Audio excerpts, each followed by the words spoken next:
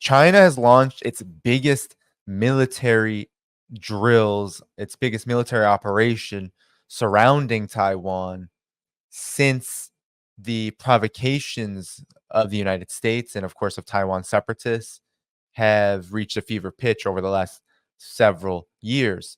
Operation Joint Sword 2024 is what it is called. And here is the New York Times. I'm just going to show you the various perspectives on this. You have the New York Times talking about China launching military drills around Taiwan as punishment. China said the sea and air drills were meant as a stern warning to its opponents after Taiwan's new president asserted the island's sovereignty in defiance of Beijing. So here is just a quick photo. This is actually all accurate. So normally I'm like, oh, well, they're talking about punishment. That's an exaggeration, or maybe they're even taking that completely out of context or lying altogether. No, China is directly saying this is punishment to the separatists and, of course, their backers in the U.S. for their ultimate so-called defiance. But really, all it is, it's provocations toward war, toward a red line that China will not allow to be crossed. So here you have the current exercise area everywhere. This was the big controversy, was that the operations also include the islands of Matsu, Kinmen, Wuchu islands, because those islands are not only under so-called Taiwan Authority jurisdiction, but in the case of Kinmen, there are literally Green Beret forces training on them. So you have these islands also being surrounded by Chinese military installations by air, by ship. So here is the photo of the essentially what they're doing is blockading the island. So there you have the New York Times report, but I want to play you now Taiwan media, how they are reporting the situation. And it's so funny because Taiwan's media apparatus, Taiwan News, one of their Taiwan Plus News, one of their media outlets, look at who's reporting for them in Taiwan. I mean, if there's anything that screams separatism more than listening to an Anglo-European talk about these military drills from Taiwan, I don't know what else does. So here we go. Now, Taiwan's defense ministry has just held a press conference on the Chinese drills around Taiwan. Reese has been monitoring that for us in Taipei. Reese, what's the ministry saying? Well, they're reporting more than 40 Chinese warplanes around Taiwan, 15 Navy ships and 16 Coast Guard. That's the most that we've seen in almost a year, and basically amounts to a simulated blockade of Taiwan, though we're yet to see any live firing. Now, there are many comparisons being drawn between these current exercises and to those back in April 2023. That was when China reacted to then Taiwan President Tsai Ing-wen going to California to meet with then U.S. House Speaker Kevin McCarthy. The drills even have the same name, the Joint Sword drills. But at the heart of all of this, really, it's China practicing cutting off Taiwan from the rest of the world and simulating blockades. Many of the drill zones are close to Taiwan's major ports and airfields and to key waterways. Now, those could be used by countries like Japan and the US, trying to provide aid to Taiwan in the event of a conflict. Now, in the 12 months since those blockades, we've seen China having amphibious assaults and counter-intervention operations, practicing those. China spends more than 12 times as much as Taiwan on its military and boasts the largest navy in the world. Going back slightly further to 2022, when then US House Speaker Nancy Pelosi visited Taiwan, China's drill zones during those exercises actually crossed Taiwan's territorial borders. That's something that we haven't seen with these current exercises, but only half a day into these two-day programs, and with the drills being ominously named Joint Sword 2024A, there are real concerns that this could be just the beginning of a series of large-scale events. Yeah, it is just the beginning, because the United States and the Taiwan separatists are crossing a red line that China has over and over and over again said is a red line violating agreements, violating China's sovereignty, and not allowing for the Chinese people on both sides of the straits to resolve their differences without U.S. interference. So, for sure, with Lai Ching-te making huge assertions of being independent from China, with the United States constantly talking about this as well. You read anything in the Western mainstream media, you hear Joe Biden's mouth go off on this, and you will hear over and over again insinuations of Taiwan's independence.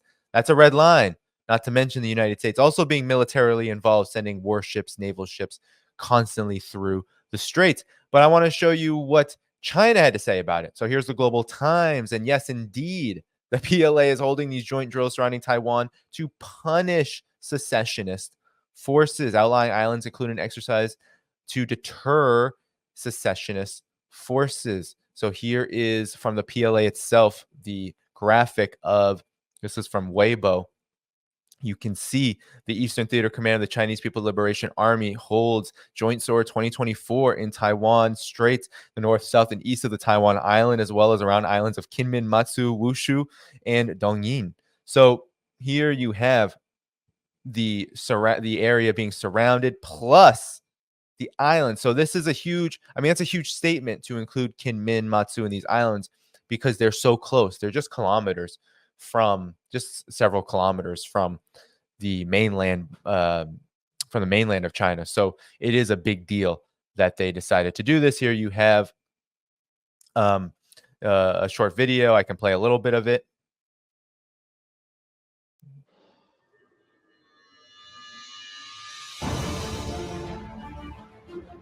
I'm going to turn the music off because oftentimes there's copyright for some reason with the music. So here you have basically the preparations for the drills. Okay. This is China showing its strength here. Okay. It has a modern military. It does spend money on its military because just as the United States constantly says it has threats, China actually does have threats to its national security, not least being surrounded militarily by the United States. So this is China showing off what it can do. All right. As they prepare to surround and basically create a de facto embargo militarily of Taiwan completely, which would bring down Taiwan's internal economy, its so-called domestic economy, and make it so that any potential for Taiwan so-called independence is completely and utterly just asphyxiated and suffocated from the outset. You might say, wow, Danny, that's harsh. Why would China do this? That is absolutely warmongering. Well, actually not, because if Taiwan were to declare independence, quote unquote, it would be a violation of everything the US and China has agreed upon. And also, it would directly challenge China's legitimacy as one nation represented at the United Nations. Taiwan is not a nation. Taiwan is an island that has, for thousands of years, seen itself as part of China. Even the so-called uh, uh, uh, government in exile, the Republic of China, which is and is still what Taiwan's authority government is called. The Republic of China and its main party for many years, the KMT, believe themselves to be the government of all of China. So if there's independence sown there, if the United States is allowed to get its hands completely onto Taiwan, then China's national security is indeed under threat. So I want to show you now just another video detailing. This is from April, okay? These drills happened in April of 2023 after the meeting between Mr. Kevin McCarthy, who was Speaker of the House at the time, with Tsai Ing-wen in, I believe it was in California. And here are the drills. I'm just going to show a few minutes of the drills that were held.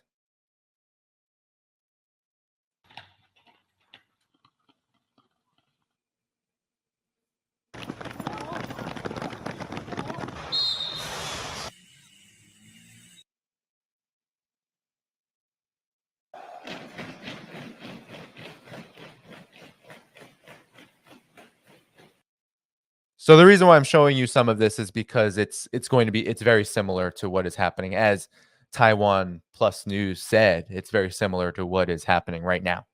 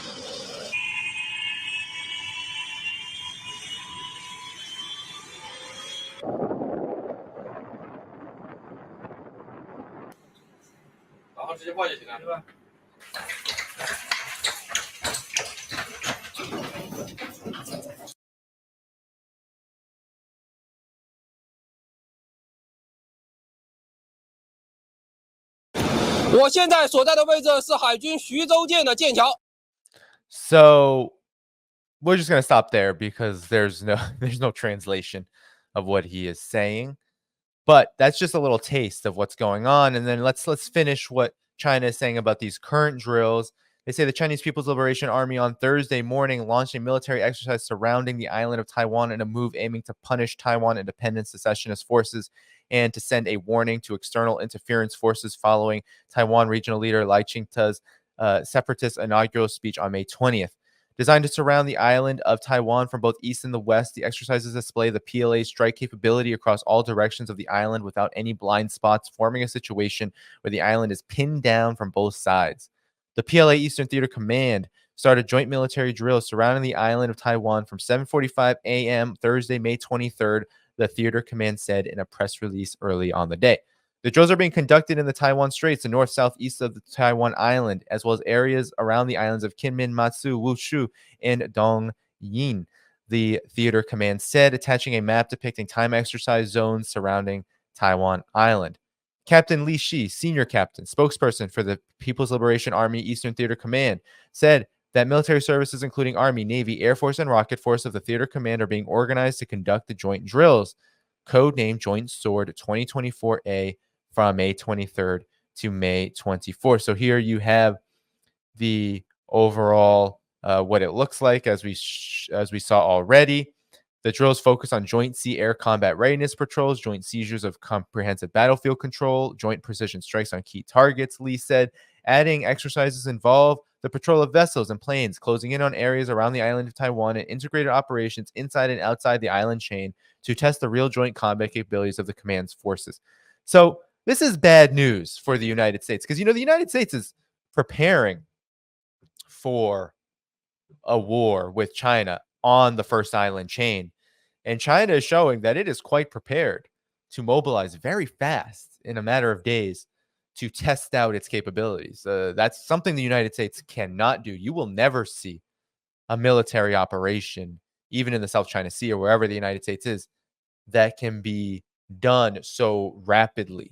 Most of the exercises the United States coordinates with the squad or the quad or whatever it is, those exercises are scheduled far in advance and take a lot of preparation before they can even be launched. So even just on the readiness aspect of this, it's bad news for the United States. Lee said the drills serve as strong punishment for the separatist acts of Taiwan independence forces and a stern warning against interference and provocation by external forces. The exercises by the PLA came after Lai, the new regional leader on the island of Taiwan, made an inaugural speech on Monday in which he stubbornly adhered to Taiwan independence, loudly propagated the fallacy of secession, incited confrontation and antagonism across the Taiwan Straits, and expressed his intention to rely on external force to seek independence and seek independence by force. Quote, rely on external forces to seek independence, end quote, to seek independence by force. Since then, U.S. House Speaker Nancy Pelosi's provocative visit to the island in August 2022, the PLA has organized several rounds of large-scale military exercises as countermeasures to provocations by Taiwan independent secessionists and their collusions with external forces, in addition to holding regular patrols and training exercises in the region.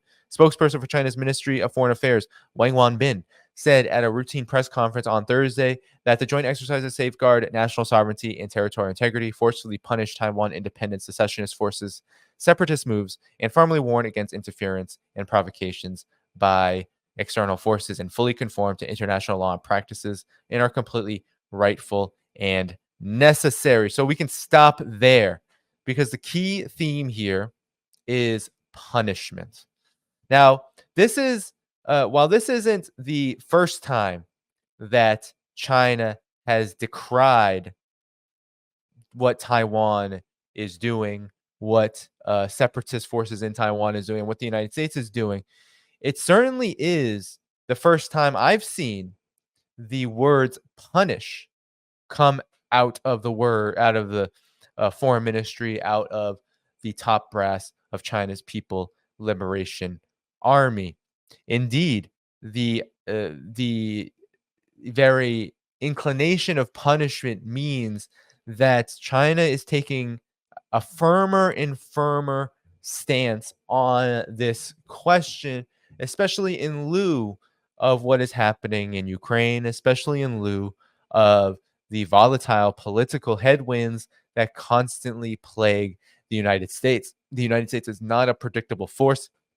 It could be at any moment that the U.S. political and military brass decide it is time to jump charge the move toward Taiwan independence. Now, this is China's red line, and this is what China has been saying from the very beginning, that there is a red line with Taiwan, and that red line is there is to be no interference in the affairs of the Chinese people with regard to cross-straits issues.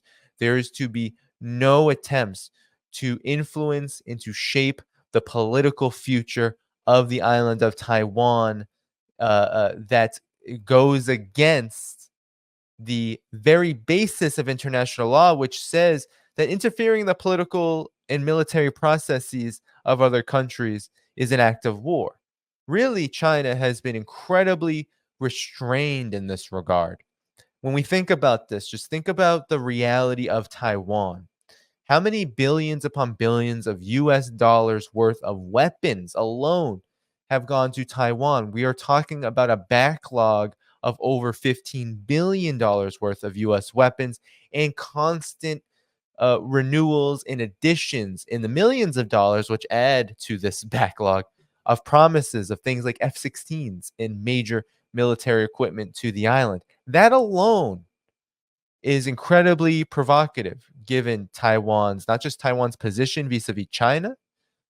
It would be provocative if Taiwan was an independent country. Let's just say Taiwan was an independent country forever. It never was, never will be. But let's say it was. It would still be incredibly provocative for the United States to essentially point its weaponry, its military apparatus toward China. Now, it's even worse then that China is having its sovereignty violated all along this process, with the United States' constant militarization and interference in the political affairs of Taiwan. The United States has made it absolutely clear that its support for Lai Ching-te and the DPP is essentially ironclad, in the sense that the United States has gambled all of its political resources in the DPP's separatist political agenda, and that it sees this political agenda as incredibly helpful toward realizing various aims, whether it is militarizing the island as a kind of unsinkable aircraft carrier for a future war with China, or whether it's the economic side, which is a big part of this, attempting to isolate and maneuver Taiwan's high-tech economy, especially in the realm of semiconductors, away from any kind of mainland relationships, which is ridiculous, because without the mainland, Taiwan's economy would not exist. It would be in complete shambles. But also to navigate Taiwan's economy not just away from China, but toward the United States, so that the United States can attempt to leverage its tech war on the People's Republic of China without consequences. That's a big part of maneuvering Taiwan politically, is to try to shield the United States from the consequences of a larger tech war on China. Now, all of this is fantasy, right? This completely just undermines any kind of reality concept when it comes to economic supply chains. All right. And it's backfired already in the sense that China is moving more and more towards self-reliance. And every time I go to China, it's very clear that China's high-tech sector is not only by far and away more advanced than the United States, but that soon it will be producing things within the supply chain, for example, like the highest tech nanometer semiconductor chips needed to power the most advanced technological devices. It is quite clear that China is going to get there in large part because of these sanctions. So you have the United States right now clamoring about overcapacity, clamoring about China's economy. It's the main issue. China has to be contained, and it is moving more and more in an escalatory and aggressive direction when it comes to Taiwan. It is parking its special forces, its Green Berets, right off the coast of China. It is sailing its warships through the Taiwan Straits. It is sending its weapons into Taiwan. It is training Taiwan so-called military forces to wage a war with China, and it is interfering politically in Taiwan's affairs in order to sow the poison seeds of anti-China sentiment, to sow the seeds of pro-independence sentiment, so that the political conditions in the island reflect U.S. interests. Essentially, the United States is already at war with China, and these drills are China's message to the United States, to the U.S. military, and the rest of the foreign policy establishment that China not only knows this, but China is very much prepared to combat it, and it has every right to do so. Every right to do so. We don't like war here on this channel. We are not a pro-war channel. We don't want to see Russia in a kinetic conflict in Ukraine with Ukraine because of what NATO is doing. We don't want to see China have to militarily intervene in the affairs of Taiwan in order to reunify the island. But it is the United States and, of course, NATO right behind it, and its various allies, its separatist forces on the island of Taiwan, which are building toward this scenario. How easy it would be for the United States to just peer at its own joint communiques with China.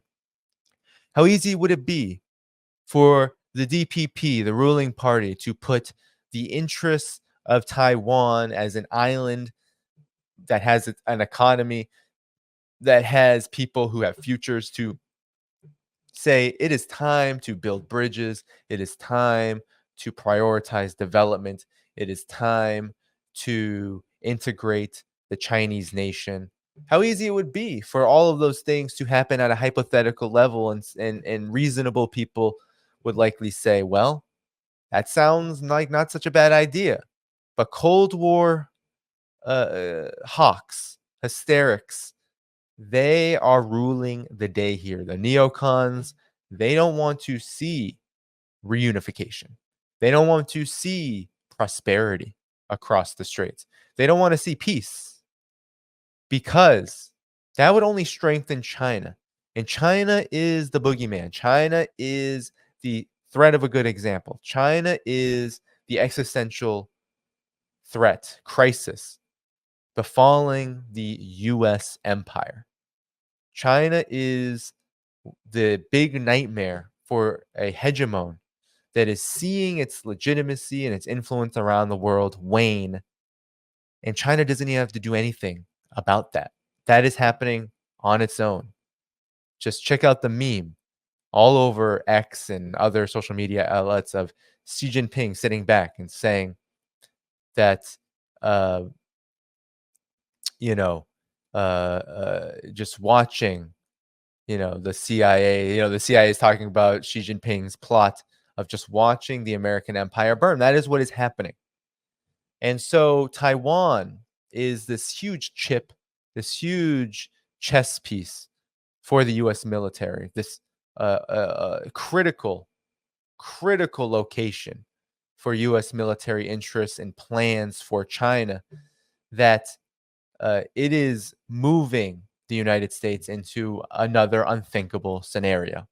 And China, through these drills, Joint Sword 2024, is saying, well, fuck around and find out, mess around and find out. You will find out that this is not the conflict that you wanted all along, that this will end in complete disaster. What China is doing is not about war. It's about deterrence. It's about peace. It's about reunifying Taiwan, not by military means, but by keeping peaceful means open through showing the United States, showing Taiwan separatists that their aims will lead to their destruction. That if they attempt to realize their aims, that it will be their destruction. So, will they heed this stern warning? Will they heed China's message that true punishment is indeed possible if they want it and if they seek it? Well, we will have to see. Some people are more confident than I am in the restraint of the United States and the separatist forces and the various agents of chaos that the United States likes to support. But overall, it is important to note that the direction, the goal, and the overall objective and policy is war with China. And China is very much prepared to defend itself from this scenario. Thank you for tuning in to my latest video. I appreciate all of your support. This channel, however, needs your help. I am seeking to make this channel more sustainable in the long term and upgrade necessary equipment to ensure that this work continues onward and makes progress to give you all of the geopolitical analysis that you all deserve. For that reason, I'm asking you to become a member of my Patreon community at patreon.com/DannyDhaiphong. You can find that link in the video description or in the pinned comment below. For whatever amount you choose to give, just know you are supporting independent media that you can't find anywhere else. Thank you so much, and I look forward to the next video.